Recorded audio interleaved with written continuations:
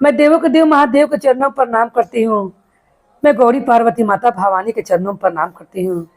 मैं कार्तिक गणेश दोनों भैया के चरणों पर प्रणाम करती हूँ। सभी देवी देवता के चरणों पर प्रणाम करती हूँ।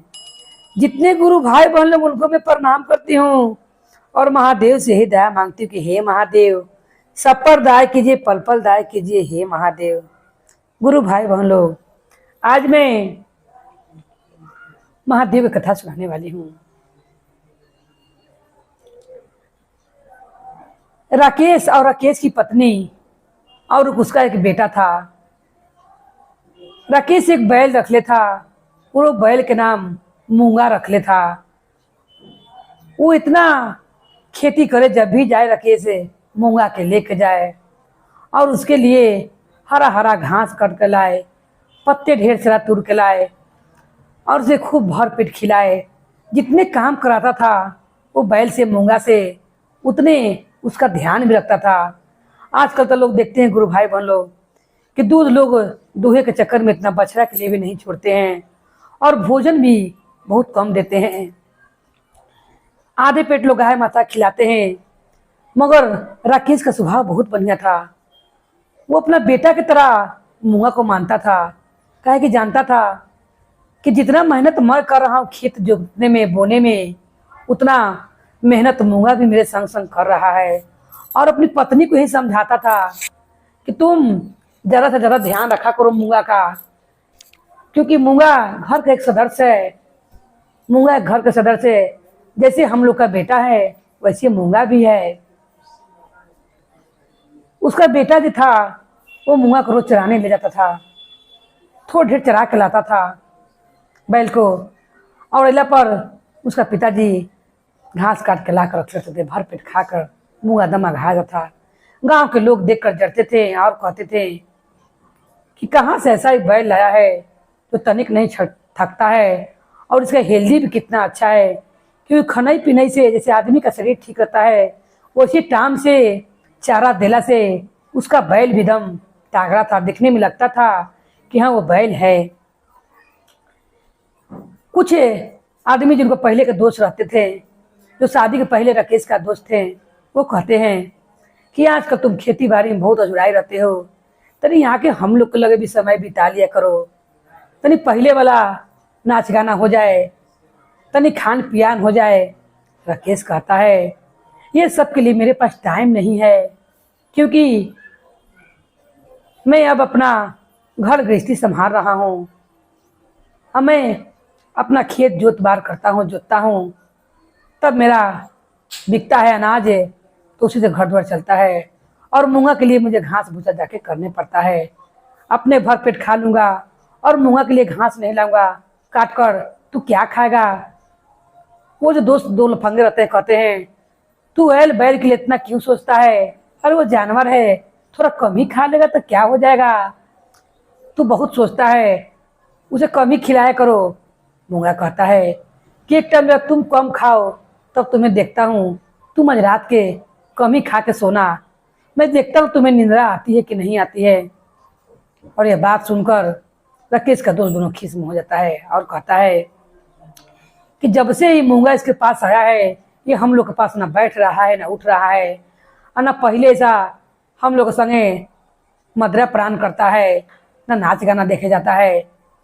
काहे ना इसका मूंगा के हम लोग मार दिया जाए, फिर से दोस्त हम लोग के संग हो जाएगा। ना ये मूंगा इसके पास रहेगा और ना ये रोज रोज खेती करने अपना जाएगा, हम लोग जैसा ही दूसरा काम खोज के कोई करेगा।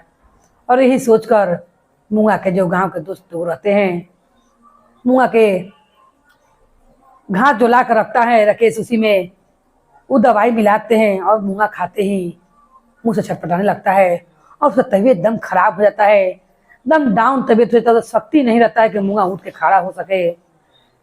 मूंगा महादेव से विनती करने लगता है और कहता है कि हे महादेव, ये क्या हो गया, मेरा मूंगा ऐसा कैसे कमजोर हो गया। मैंने उसे कभी खाना कम नहीं दिया, मैंने उसका शरीर का पूरा ध्यान रखा, अपना बेटा की तरफ से पोसा पाला। लोग उसे जानवर समझते थे, मगर मैंने उसे अपना बेटा समझा है। उसे ठीक कर दीजिए हे महादेव, मेरा मूंगा को पहले जैसा आप अच्छा कर दीजिए। और उसे अच्छा कर दीजिए कोई फिर से मेरे संग खेत पर जाने लगे और हम लोग दोनों बाप बेटा मिलकर खेती करें। और महादेव के लिंग धर कर रोने लगता है। कहता है, महादेव अगर आप मेरा ये अर्जी नहीं स्वीकार कीजिएगा तो मैं अपना सर पटक पटक कर आपके पास जान दे दूंगा। उसकी हालत मुझसे देखी नहीं जाती है। जब भी मूंगा कहूँ चल जाए वो रोज दवाई लाकर दे दे। नीमन होके के मूंगा के तन को मौके नहीं दे रहा था। वो गांव के जो दो दोस्त लफंगाते हैं रोज दवाई लाकर वो घास में काट कर रखे, वो घास में मिला दे और मूंगा दूसरा काम से चले जाए।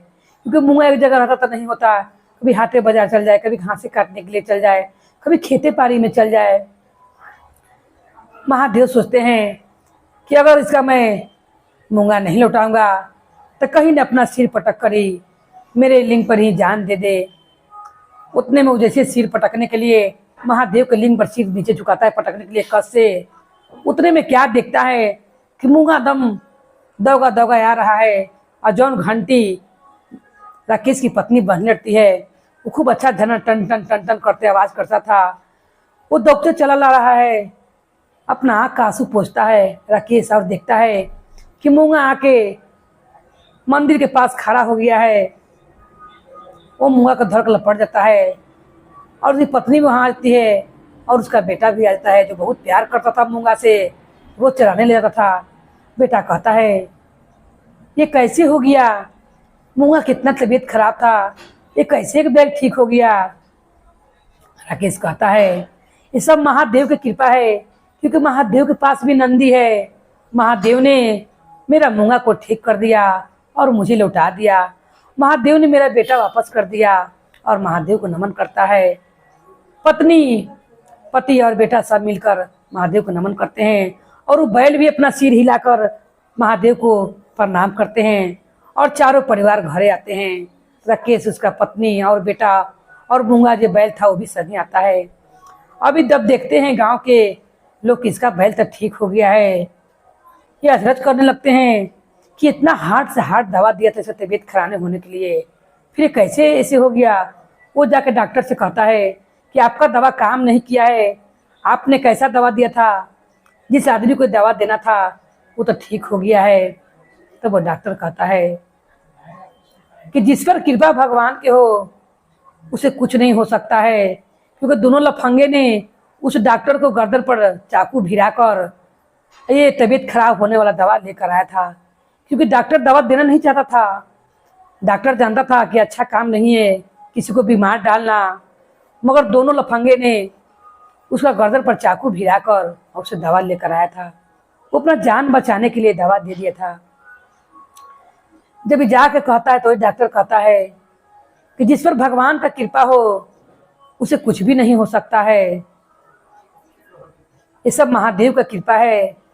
क्योंकि राकेश को मैंने मंदिर जाते देखा था, डॉक्टर कहता है कि राकेश को मैंने मंदिर जाते देखा था, वो लगता है कि महादेव की कृपा से सब अच्छा हो गया है और मूंगा भी ठीक हो गया है। तब वो दोनों लफंगे हार मान लेते हैं और वहीं से क्षमा मांगते हैं और कहते हैं कि आज से मैं कभी भी किसी को देखकर जलूंगा नहीं और किसी को बैल को मैं मारने का सोचूंगा नहीं। मूंगा अपना तीनों परिवार के संग खुशी पूर्वक रहने लगता है और वो बैल ढेर सारा खेती बाड़ी में जाके मदद करता है।